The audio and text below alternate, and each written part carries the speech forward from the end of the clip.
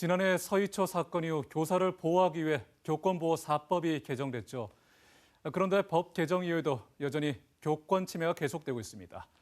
경북 지역 교사 60%가 이직을 고려하고 있을 정도로 교사들이 어려움을 겪고 있다고 합니다.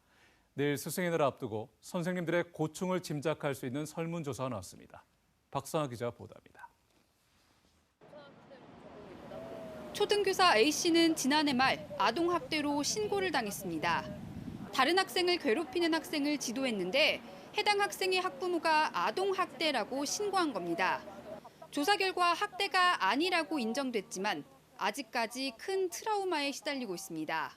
학부모님한테 전화가 오면은 약간 심장이 두근거리는 그런 게 좀 남아있거든요. 그래서 지금까지도 가방에 항상 그런 항불안제라든지 그런 약을 항상 상비에 두고 다닐 정도로. 중등교사인 B씨는 최근 학생의 문제 행동을 훈계하던 중 학생에게 폭행을 당할 뻔했습니다. 그리고 너무나도 많은 학생들과 교직원이 보는 데서 당해서 너무 부끄럽기도 하고 또 교사로서 좀 회의감도 많이.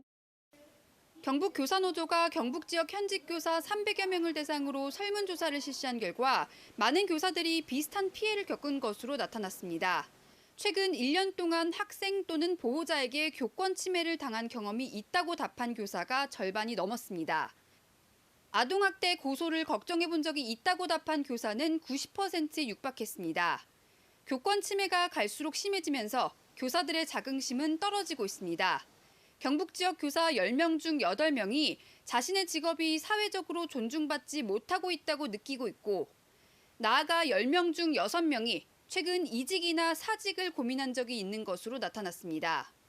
지난해 서희초 사건 이후 교권을 보호하기 위해 법이 개정됐지만 현장의 교사들은 여전히 보호받지 못하고 있다고 말합니다. 의심만으로도 아동학대로 신고할 수 있다는 조항이 그대로 남아있기 때문에 이 새롭게 생긴 저 법안이 실제 아동학대 무고성 신고로부터 교원을 보호하지 못하고 있다. 교사들은 정서적 아동학대 구성 요건을 명확히 하는 등 법 개정과 함께 사회적인 인식 개선도 필요하다고 강조했습니다.